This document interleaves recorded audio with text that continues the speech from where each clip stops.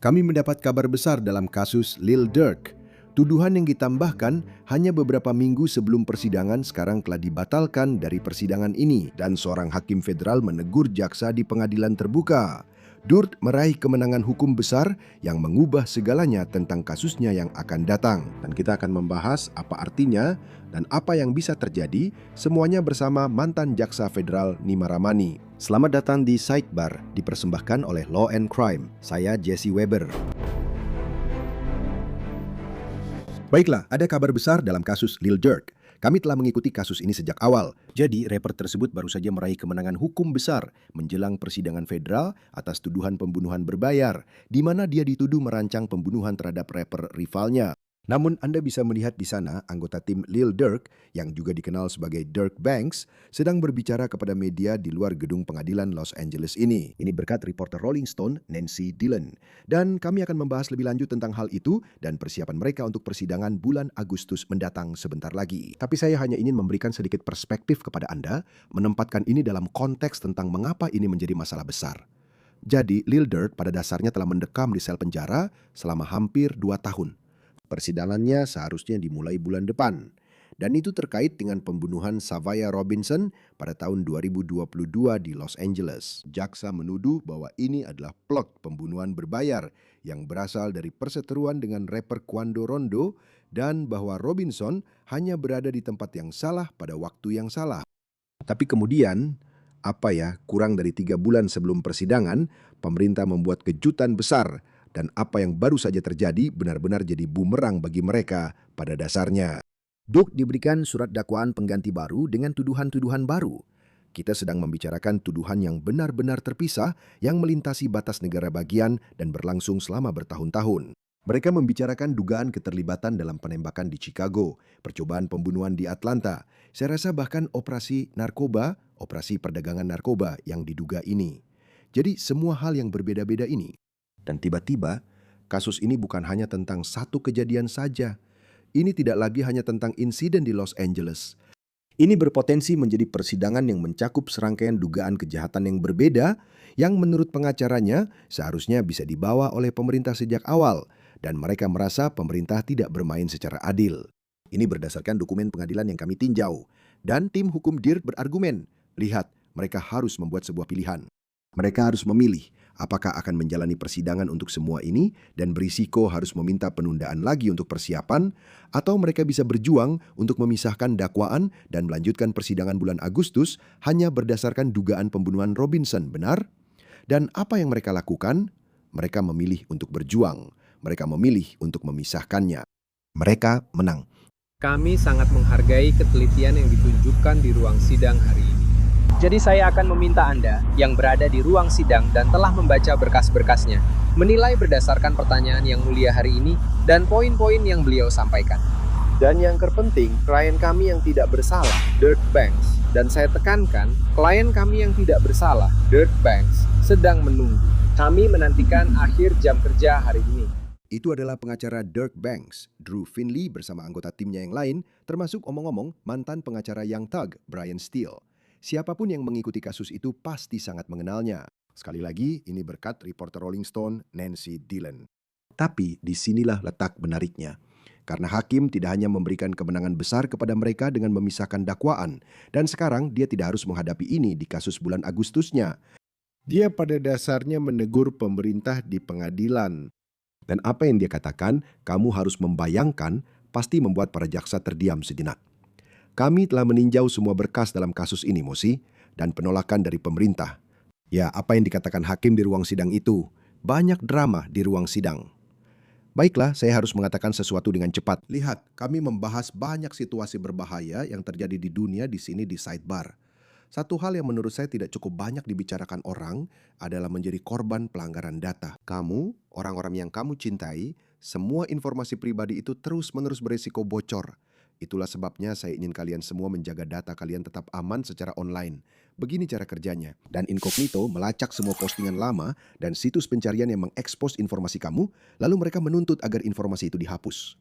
Lihat, saya benar-benar terkejut. Ternyata berbagai basis data menyimpan semua informasi saya dan dalam beberapa hari Incognito sudah mulai menghapusnya. Pengaturannya sangat sederhana. Kamu hanya perlu membuat akun, Incogni akan mengurus sisanya. Dan fitur penghapusan khusus pada paket tanpa batas mereka memungkinkan kamu mengirimkan tautan tertentu yang akan diselidiki dan dihapus secara langsung oleh para ahli privasi mereka. Mereka tidak bisa menyakitimu jika mereka tidak bisa menemukanmu. Gunakan kode sidebar di tautan di bawah ini untuk mendapatkan diskon 60% untuk paket tahunan di incogni.com/incognito.com/profile. Oke, jadi saya ingin menghadirkan seseorang yang benar-benar bisa menjelaskan semua ini. Saya senang melihatnya. Mima Ramani, mantan jaksa federal, ahli di bidang ini. Senang bertemu denganmu temanku. Terima kasih sudah meluangkan waktu. Jesse, terima kasih sudah mengundang saya. Seperti biasa, ini adalah kasus besar di LA. Apakah orang-orang membicarakannya? Ya, mereka membicarakannya. Maksud saya, lihat saja, jelas di industri musik, Brian Steele juga bergabung dengan tim. Jadi saya pikir ini akan mendapat banyak liputan di media. Jelas, pengadilan federal tidak ada kamera, tapi banyak orang di sini yang mengikuti kasus ini. Jelas, media lokal dan juga industri musik. Ini adalah kasus besar. Oke, jadi saya senang mendapatkan perspektif Anda tentang perkembangan besar ini. Sekarang saya ingin membahas mosi yang memulai semua ini. Jadi, pengacara Durt mengajukan permohonan untuk memisahkan dakwaan baru dari persidangan Los Angeles. Dan argumen mereka cukup sederhana. Mereka bilang, lihat, mereka sudah mempersiapkan kasus LA ini, persidangan LA ini, selama 20 bulan, 21 bulan. Mereka sudah siap untuk persidangan bulan Agustus. Dan kemudian, kurang dari 3 bulan sebelum persidangan ini, pemerintah mengeluarkan dakwaan pengganti ketiga dengan semua tuduhan baru ini. Dakwaan baru ini kan, kejahatan terorganisasi. Dan inilah yang mereka tulis dalam mosi. Kutipan, karena penambahan mendadak dakwaan Viacom membahayakan hak Tuan Banks yang dijamin konstitusi untuk mendapatkan persidangan yang cepat, pengadilan ini seharusnya memisahkan dakwaan tersebut dari dakwaan Los Angeles dan memberinya persidangan cepat yang selalu ia tuntut. Penundaan pemerintah dalam mengajukan dakwaan tambahan dan menghadirkan bukti untuk mendukung dakwaan tersebut tidak dapat dibenarkan. Penundaan lebih lanjut akan sepenuhnya menjadi tanggung jawab pemerintah dan akan menjadi alasan untuk membatalkan dakwaan ketiga yang menggantikan sebelumnya. Sekarang, Nima, bagaimana pendapatmu tentang hal ini? Apa sebenarnya yang dikatakan oleh pihak pembela di sini? Karena menurut pemahaman saya, mereka memang berhak menekan pihak penuntut. Lihat, kami yakin klien kami tidak bersalah. Kami ingin segera menjalani persidangan. Apakah adil jika pemerintah bisa saja menambahkan dakwaan baru, tuduhan baru kepada mereka, seolah-olah di menit-menit terakhir, yang pada akhirnya bisa mengganggu kemampuan mereka untuk menjalani persidangan? Maksud saya, bagaimana pendapatmu tentang hal ini? Lihat, saya sangat mendukung pihak penuntut. Tapi untuk yang satu ini, saya harus setuju dengan pihak pembela. Dan tampaknya hakim juga setuju. Dia sudah ditahan cukup lama sekarang. Saya rasa sejak Oktober 2024. Pemerintah jelas menentang pembebasan dengan jaminan. Dan hakim setuju dengan mereka. Jadi, kenyataannya adalah Anda punya terdakwa yang sedang ditahan. Dan Anda sudah punya tanggal sidang bulan depan. Lalu Anda akan menambah dakwaan untuk memasukkan tuduhan lain di negara bagian lain yang melibatkan pembunuhan lain. Maksud saya, ini masalah besar. Anda sebagai pembela tidak punya waktu untuk mempersiapkan diri. Jadi, Anda seperti terjebak dalam situasi di mana Anda harus meminta penundaan sidang, bukan? Agar bisa mempersiapkan pembelaan untuk semua fakta, saksi, dan tuduhan tambahan ini, atau Anda harus tetap maju dengan kondisi seperti satu tangan terikat di belakang punggung. Jadi sebenarnya mengajukan dakwaan tambahan di saat-saat terakhir seperti ini akan menjadi masalah di kasus apapun. Tapi terutama di kasus seperti ini, di mana tuduhan tambahannya sangat serius. Itu melibatkan tindakan dan saksi dari luar negara bagian. Jadi, apa yang dikatakan hakim adalah, lihat, jika Anda benar-benar ingin melakukan ini, Anda harus mengadakan sidang terpisah. Anda harus melakukan semuanya secara tepat waktu. Dan saya setuju dengan keputusan hakim di sini. Saya pikir salah satu aspek unik dari kasus ini adalah bahwa pihak pembela telah menunjukkan bahwa pemerintah sebenarnya sudah mencoba memasukkan insiden Chicago, dugaan insiden Chicago, sebelumnya dalam kasus ini. Mereka tampaknya telah melakukan pemberitahuan yang menyatakan bahwa mereka ingin menggunakan itu sebagai bukti tindakan buruk lainnya. Namun pada bulan Februari, mereka menariknya kembali. Mereka tampaknya memberitahu pengadilan bahwa mereka mencabutnya. Pihak pembela berargumen, lihat, pengadilan telah mengandalkan pencabutan itu. Mereka mengutip kata-kata hakim sendiri dari sidang bulan Februari. Kutip, permohonan pemisahan tentu saja bukan permohonan yang sepele. Namun jelas, itu akan jauh lebih kuat jika bukti Chicago tetap ada dalam kasus ini. Dan kemudian, beberapa bulan kemudian, mereka mengatakan pemerintah mencoba membawanya kembali, bukan sebagai bukti perbuatan buruk lainnya kali ini, tetapi sebagai bukti langsung dari sebuah organisasi kriminal terorganisir. Jadi Nima, sekali lagi, jelaskan ini kepada kami. Mengapa ini sangat penting bagi jaksa? dan kita akan membahas argumen mereka sebentar lagi. Tapi menurutmu, mengapa bukti ini sangat penting untuk diajukan jaksa? Dan mengapa pihak pembela sangat mempermasalahkan pemerintah yang menarik kembali bukti tersebut lalu membawanya kembali nanti? Jadi ada beberapa cara untuk memasukkan jenis bukti seperti ini. Dan kamu tadi bilang, kamu jelas bisa mendakwakannya kan? Itu yang coba dilakukan pemerintah di sini. Atau kamu bisa memasukkannya melalui bukti tindakan buruk sebelumnya. Dan kita sudah sering membicarakannya. Seringkali kamu akan melihatnya misalnya dalam kasus pelecehan seksual kan? Kamu punya korban yang tercantum dalam dakwaan. Lalu ada korban lain yang mengatakan bahwa mereka juga mengalami pelecehan seksual, tapi karena alasan yang berbeda. Mungkin karena masa kedaluarsa atau alasan lainnya. Pemerintah tidak menuntut tindakan itu, tapi itu bisa dimasukkan untuk menunjukkan motif, rencana, atau skema yang sama kan? Jadi mereka mengatakan bahwa Lil Durk di sini menjalankan organisasi kriminal ini dan mereka akan mengejar orang-orang sebagai balas dendam, benar? Jadi dari sudut pandang jaksa, ini bagus. Semakin banyak korban yang ada, semakin buruk citra terdakwa. Tidak masalah apakah itu kasus pelecehan seksual atau kasus pembunuhan berbayar seperti yang Anda miliki di sini. Jadi ada alasan mengapa jaksa ingin menghadirkan bukti seperti ini, tapi persidangan harus tetap adil. Jadi ketika Anda berbicara tentang bukti 404 dan para saksi jaksa harus memberikan pemberitahuan semacam itu kepada pihak pembela. Dan pihak pembela biasanya, jika memungkinkan, akan menentang bukti tersebut dan hakim harus memutuskan seperti apakah ini benar-benar relevan. Dan sebenarnya ketika berbicara tentang bukti 404 dan sekali lagi, saya membicarakan kasus lain. Tetapi pengadilan banding belakangan ini lebih berhati-hati. Itulah alasan mengapa vonis pertama Weinstein dibatalkan di tingkat banding. Pengadilan banding New York memutuskan bahwa seharusnya Anda tidak menghadirkan semua saksi terkait perbuatan buruk lain ini. Jadi pemerintah dalam kasus Lil Durk memberikan pemberitahuan bahwa mereka akan menghadirkan bukti kejahatan lain di negara bagian lain. Lalu mereka menariknya kembali dan kemudian mereka menggantinya dengan dakwaan baru. Jadi menurut saya itu bagian dari masalahnya kan, mereka bolak-balik. Dan menurut saya itulah alasan hakim berkata, dengar, kamu tidak bisa melakukan ini apalagi sebulan sebelum persidangan. Benar, itu terlalu merugikan. Itu tidak adil. Dan menurut saya, itu menarik. Jadi ini berdasarkan laporan dari Rolling Stone yang menurut saya memiliki transkrip dari apa yang terjadi di sidang ini. Dan kita akan membahas lebih lanjut tentang apa yang dikatakan hakim, tetapi Hakim Pengadilan Distrik Amerika Serikat Michael W. Fitzgerald yang memberikan kemenangan ini kepada Durk berkata, kutip, "Kamu pikir kamu akan punya peluang lebih baik untuk menang jika insiden Chicago diadili bersama dengan pembunuhan Los Angeles. Itu sudah jelas. Kamu menganggap itu sebagai kelebihan, dan saya menganggap itu sebagai kekurangan. Saya khawatir itu akan menjadi tidak adil. Saya di sini untuk memastikan kedua belah pihak mendapatkan persidangan yang adil." Sepertinya dia punya poin. Maksud saya, sepertinya pihak penuntut ingin memasukkan semua bukti ini karena itu akan membuat kasus mereka lebih kuat. Tapi di saat yang sama, apakah itu mengakui adanya potensi kelemahan dalam kasus pembunuhan bayaran yang diajukan oleh penuntut, tuduhan di Los Angeles itu? Benar, dan bagian dari tantangannya di sini adalah dalam kasus seperti ini, Anda sangat bergantung pada kesaksian saksi yang bekerja sama dengan penuntut. Itu sulit jika Anda adalah pihak penuntut. Tapi tidak diragukan lagi, jika Anda memiliki dua pembunuh atau pelaku percobaan pembunuhan, bukan hanya satu, itu akan menjadi kasus yang lebih kuat. Para juri mungkin tidak percaya pada satu orang, tapi tidak pada yang lain.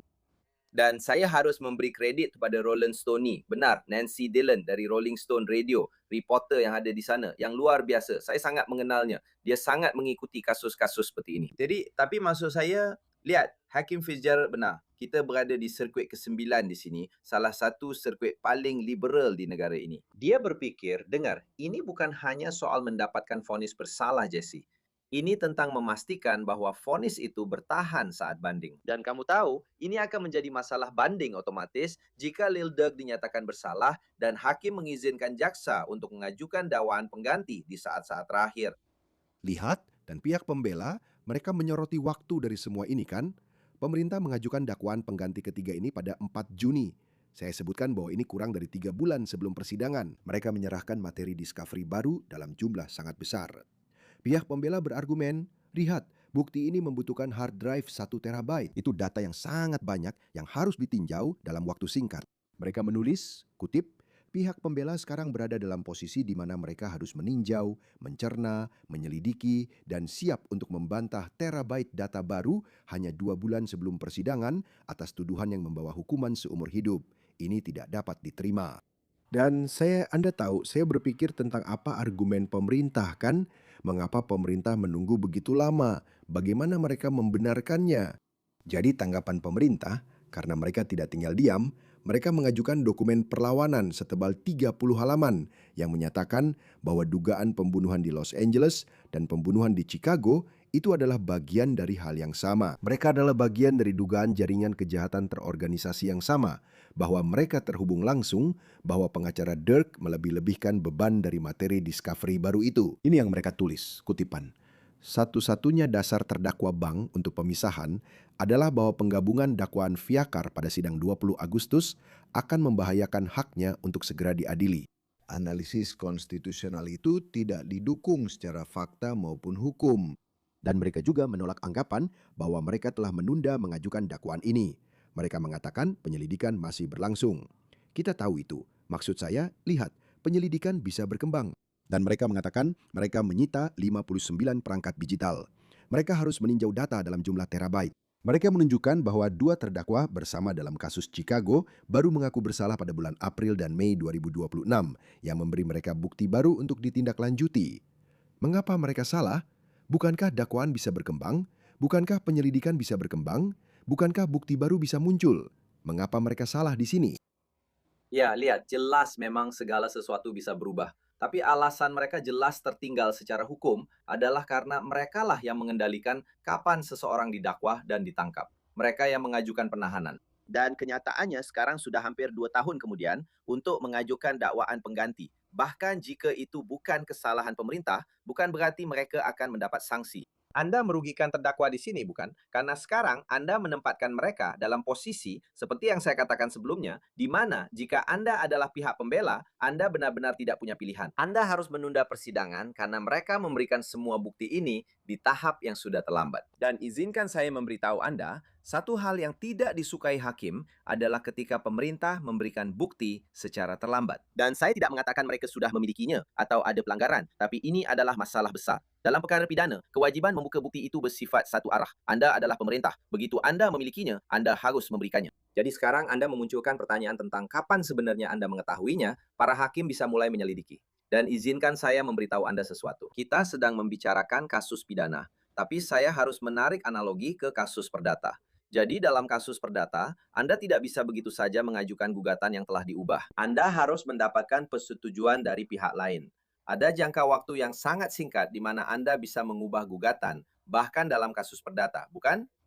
Jika Anda tidak mendapatkan persetujuan atau kesepakatan dari pihak lain, Anda harus mendapatkan izin dari pengadilan. Jadi, pada dasarnya itulah yang terjadi di sini. Karena gugatan yang telah diubah, baik itu perdata maupun pidana, dapat menambahkan dakwaan dan tuduhan tambahan. Dan itu tidak adil bagi orang yang membela gugatan tersebut jika harus melakukannya dalam waktu singkat sebelum persidangan. Jadi mari kita bahas apa yang benar-benar penting di sini ya, putusan hakim.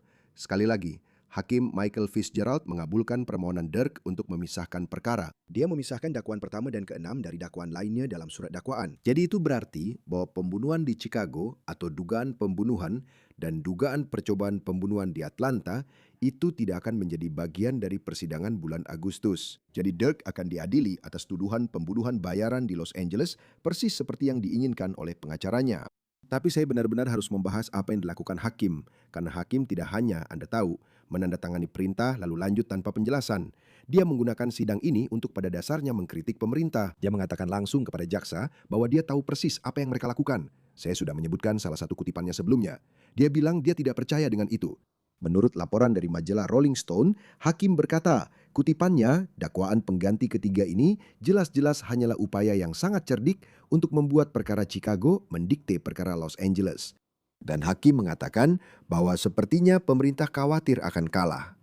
Sekarang ada beberapa hal di sini, Nima. A. Itu adalah pernyataan yang luar biasa bagi seorang hakim untuk mengatakan hal seperti itu. Maksud saya tidak pernah, Anda belum pernah dikritik seperti itu sebelumnya.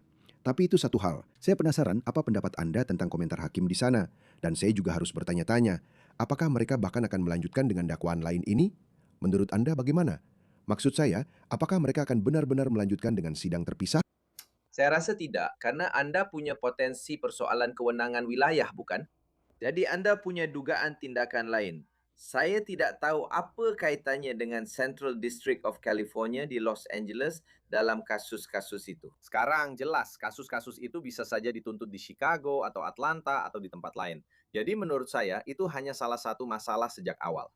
Lihat, jika mereka menang di LA, mungkin itu menjadi tidak relevan karena apakah itu termasuk double jeopardy? Saya tidak terlalu yakin itu termasuk nebis in idem. Hakim memang menyebutkan nebis in idem, tapi menurut saya itu bukan nebis in idem.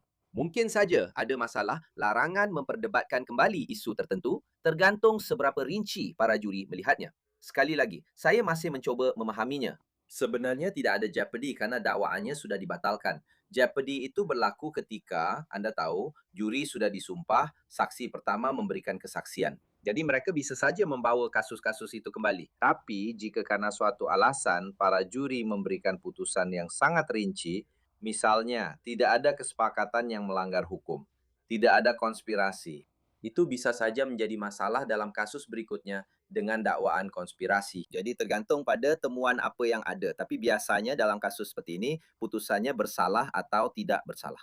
Dan dia damit mungkin mengetahui alasan untuk tidak bersalah sehingga itu akan mencegah sidang ulang di kasus berikutnya. Jadi saya rasa tidak ada masalah nebis in idem di sini. Hakim mengeluarkan putusan itu yang menurut saya cukup mengejutkan. Tapi saya rasa itu lebih karena dia ingin mengkritik jaksa penuntut dalam kasus ini. Izinkan saya menanyakan satu hal terakhir tentang ini. Jadi sekali lagi, Lil Durk sekarang akan menjalani sidang pada 20 Agustus untuk kasus pembunuhan bayaran di Los Angeles. Tuduhan baru, dugaan, Chicago, Atlanta itu dipisahkan. Mungkin akan diadili secara terpisah. Kita lihat saja nanti. Ngomong-ngomong, setelah putusan itu, pengacara utama Durk, Drew Finley, merilis pernyataan yang mengatakan bahwa kami sangat senang dengan perintah pengadilan. Kami tetap teguh dalam komitmen kami kepada Tuan Banks dan ketidakbersalahannya dan menantikan sidang pada 20 Agustus 2026. Jadi sebelum saya akhiri, menurut Anda seberapa kuat kasus jaksa terhadapnya untuk tuduhan pembunuhan bayaran ini? Menurut saya, kasusnya cukup kuat. Kasus seperti ini biasanya sangat bergantung pada kesaksian dari pihak yang bekerja sama. Saya benar-benar ingin tahu seberapa efektif jaksa dalam membujuk orang-orang untuk bekerja sama. Setiap kali Anda membicarakan organisasi kriminal apapun, entah itu organisasi yang diduga milik Lil Durk, mafia, geng jalanan, atau kartel, Anda benar-benar membutuhkan anggota dari organisasi itu untuk bersaksi melawan mereka yang paling bertanggung jawab. Dan jelas, Anda tidak ingin hanya mengandalkan para informan itu saja. Semoga Anda bisa menguatkan kesaksian itu. Saya tahu ada banyak bukti elektronik, pesan teks, dan semacamnya di sini. Jelas, itu menguntungkan jaksa. Jadi jika Anda memiliki kesaksian yang sudah dikonfirmasi, Anda memiliki bukti pesan independen seperti pesan teks yang menguatkan itu. Saya pikir ini adalah kasus yang kuat. Tapi tentu saja, jangan pernah meremehkan Brian Steele. Dia melakukan pekerjaan yang hebat dalam kasus Young Thug. Jadi ini akan menjadi pertarungan kelas berat, Jesse.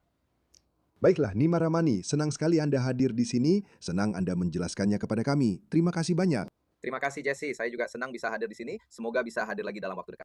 Dan itu saja yang bisa kami sampaikan untuk Anda saat ini di Sidebar semuanya. Terima kasih banyak sudah bergabung bersama kami. Seperti biasa, jangan lupa berlangganan di YouTube, Apple Podcast, Spotify, atau dimanapun Anda mendengarkan podcast. Anda juga bisa menonton kami di Peacock milik NBC.